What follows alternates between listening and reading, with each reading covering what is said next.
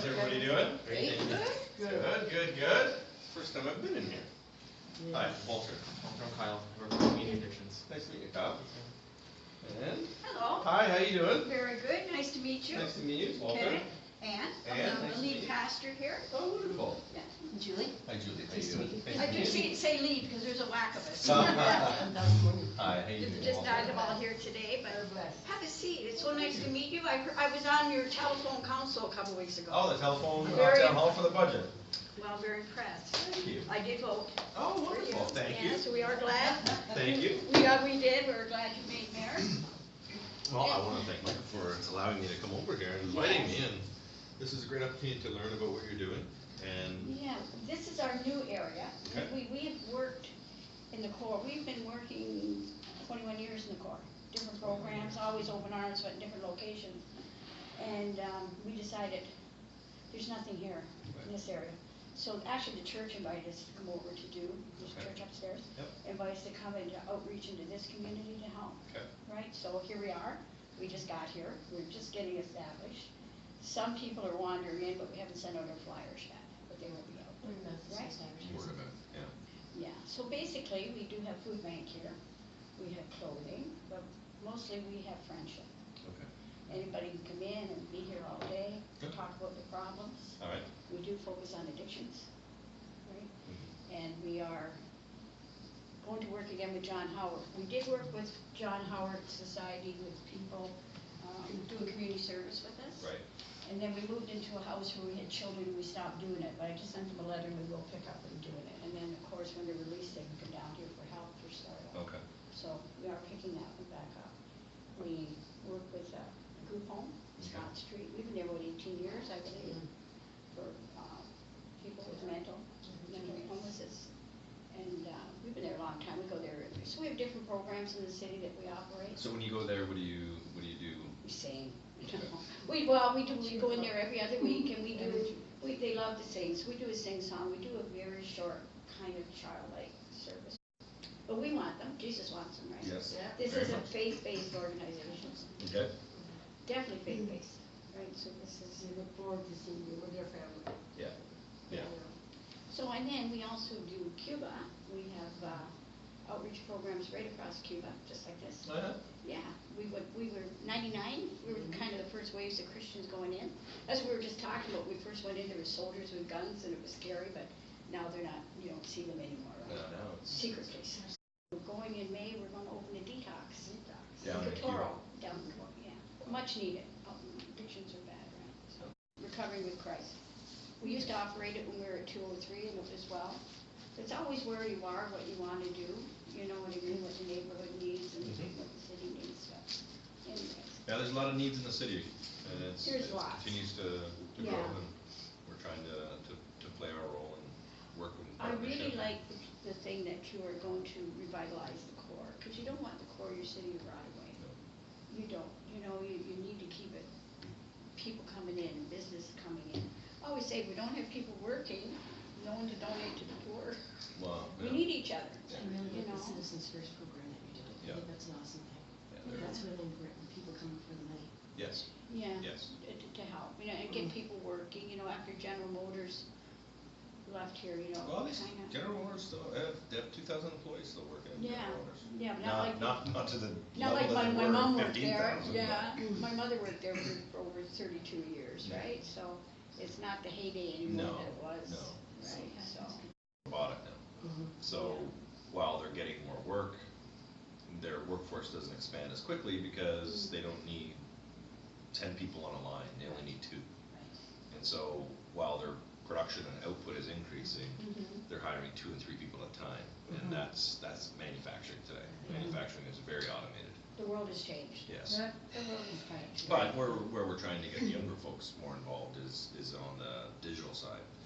You know, they should be, schools should be training more about coding, how to code computers and create, because it's still a form of manufacturing, it's just not, you don't touch it, but it's still you're manufacturing a product when you create an app, when you create content for the website, when you create a service that is based on online, you're still creating content, you're still making something. So that takes a lot of work. Yeah. And you know, the next wave of potential potential opportunity is gonna be very much driven towards how you use your mind to create things. So, it's good. But I do have, I have a certificate here of congratulations that I'd like to present. Oh, isn't that nice? You know. That's a surprise. It's, and it's for the Open Arms of Jesus, and it's the Thank you. homeless outreach center here. And it talks about how we're, as a community, we're proud of the fact that you've taken this initiative on in this part of the community. It commends you for working with our most vulnerable, those that are often seen as being left behind, or they're in the shadows of our community, and we should be working harder to bring them out of the shadows into the light. So, and this is really a supportive environment. It's an environment that people will feel safe in, and it's an environment where they'll feel the warmth. And you touched on a word, friendship, and I think one of the keys to strong communities is how we see each other as friends rather than just people walking down the sidewalk or people in need. So I think if you've ever come in Rotary, you would be surprised, because we've had what people might conceive as the worst of the worst. But they know our rules, they know who we are, they never come in drunk or high. They come in and it was like such a friendship. and that's the important part. So we have we can draw the best out of them, right? yes, and that's and unfortunately maybe over time is that people haven't been able or wanted to draw the best, and what you're doing is trying to do that. So Oh, well, thank you very much. We really do appreciate that. no problem. And then when It was so nice to meet you. nice to meet you as well. Yeah, really, really. So is nice. that Kitchen, it's a nice sized kitchen. and I am famous for meat pies.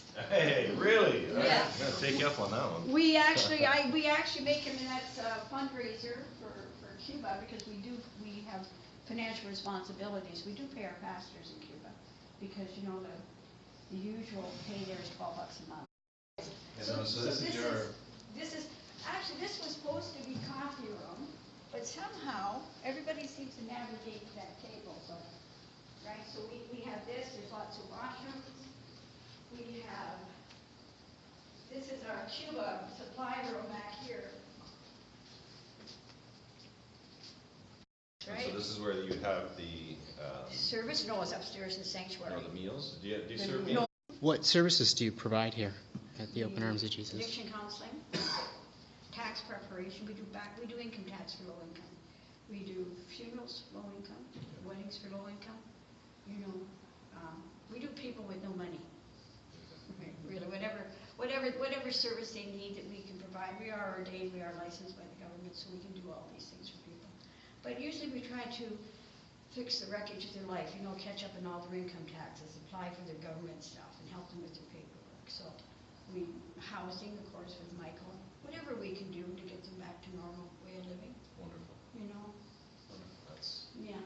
and so, previous to this location, were you at We're another? at 198 Queenston Street. We had a house there where we actually had a room where we took people off the street to stay with us for a while, and for a while with no conditions. So they're all well. The first two men have their own place, and the third one was a heroin addict who recovered but wanted to be safe with us and stay. And the last man was 4.5 years homeless.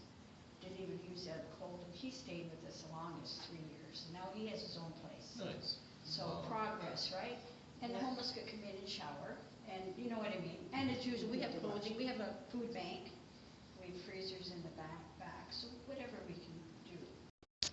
Amazing That is, to be here, and we were a group of 5 women. wow. Monique and myself, and Elsie was home with her husband, and the other 3 ladies are not here, but we've done this all these years. We've been together all these years. How many years? 21 years together. 21 years. Yeah, 21 years. You've done great work in our community. Yeah, great privilege. Good way to serve God. Yeah, you got that right. Yeah. I think it's a lot of the people too that you and I would see on the street or at the bus shelter. You know, people who, except for Pastor Ann, would not have a place to shower and be able to wash their clothes. And like you said, friendship is very important. A lot of people become very isolated, so it's very important to be able to have a place to go where someone really cares about you. You know, which she certainly does. Oh, I can give them a harsh word. Well, sometimes you have to care enough to say it like it is, right? Right. Yeah. Yeah. Friendship's not all about the No. happy good times. It's also being truthful. Sometimes you gotta say, are you crazy? Well, some people get, this is Freddie Boyd, he's Yeah, famous, so- you know Freddie? Yes. So Yeah. his picture there? Because somebody should have his picture up, right? Somebody should have him, right? That's why his picture's up. Okay. I was here 2 days, and he come wandering in, he goes, I found you. I'm so happy. He's not good. I actually tried to get him to go into Tim Hortons for coffee, he wouldn't go, he said, no, you're gonna get my thinking off rails. I said, okay. But he's carrying a cart, and he's wearing that long cape, he's not good at all. No. His mental illness is just spiraled so out of control. And he knows it too. Yeah, he knows it, and he self-medicates too, Yeah. that's his problem, right? So he's not in good shape. He's carrying a cart with a little, just full of blankets and everything you can find, Yeah. you know, but not good. We have some people in real jeopardy in the city right now. Freddie's one of them.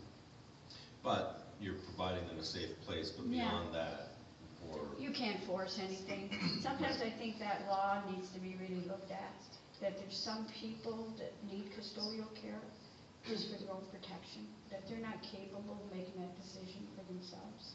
That sometimes as a society, we have to step up and say, hey, I'm gonna take care of you whether you like it or not. And there's people like Frank and like Freddie, they're gonna die because nobody is, okay, you got your rights. But they don't know what their rights are, they can't think right, they're not capable of taking care of themselves. And I think as a society, we need to look at that sometimes we have to do some custodial care again. Back in the 70s, I remember when they changed that law, and they emptied out all the group homes, and you're seeing a lot of people on our streets with mental illness. yeah. And they're just left on their own device. The society thinks we're okay, we're giving them a check. They manage their check, they all, like Freddie's check is gone the next day, nobody takes it from him. So, And he step over I work here, for Mike. Community Addiction Services, which is on 60 James Street. Okay. There's 30 of us. We provide services in the region for people of all ages or their families with addiction issues and mental health. And this year I'm contracted full-time with the DSPN, and they're all dead programs. So sort of the expulsion program. Remember the old Briardale School? Yeah. One Caroline? So we've transformed that into an alternative pathway center where you cap kids in from all over the region. Right, so I provide the addiction services full-time for them this year. So what are you seeing out there? What's a lot of the drivers of? So on the low scale, it's kids who combine marijuana and tobacco, which is terrible. Okay. And on the high end right now is crystal meth. Yeah. Primarily, it's working its way towards St. Catharines. That is it. Yes. Off the camera, it's probably bigger in Grimsby and Port Colborne, but it's coming. For you? Yep. You gotta break that cycle. Yep. So unfortunately, there's only probably 3 or 4 treatment programs in the province for kids who are under the age of 16. So a lot of times I have kids who are 14 and addicted. I can't qualify them for treatment for 2 more years. So that's my biggest challenge. The sooner you get to those kids, the greater likelihood they're not gonna be on the streets. Yeah. And there's no rhyme or reason for why they're there. Sometimes they come from great families. Yeah. Sometimes not so much, right? But Yeah. That's true. Well, it's great, the work that you do. A lot of the work that's done is the unnoticed, and it's but it means the most to a lot of either the youth or the folks that are coming in here. You know. Keep doing it. we're in good hands. Mike works hard, and Pastor Ann and her crew work hard, and there's lots of us that are kind of networking. And we got an absolutely fantastic mayor. We do. Yeah. That's the We all key. have to work together to see what needs to be done and pitch in and do it, you know, and you really, this city is generous. Yes, it Really, is. really generous, right? And you know, you go to any out of the cold, you go to anything, you see everybody working together. The church is working together very well. Like if you go to Knox Church for out of the cold, that's just not Knox Church. That's different churches coming in and doing. The Yep. Breakfast Club is actually 31 churches. St. George's only does it the 31st, if there's 31 days. Yep. Other than that, there's a different church going in there every morning. So you're seeing the churches really, and other agencies too, not just the churches, but I think this is an amazing city that really care. We've always been impressed with the help that's there and the donations and, you know, like we're never without food. Yeah, they can, yeah. Pastor Ann, how do you get your They groceries can here? drop groceries off here Monday to Friday from 9 to 2. I'm always here. One of us is anyway. Pastor Ann, how does somebody donate to the Open Arms of Jesus Homeless Outreach Center? They can drop off groceries or clothing Monday to Friday between 9 and 2.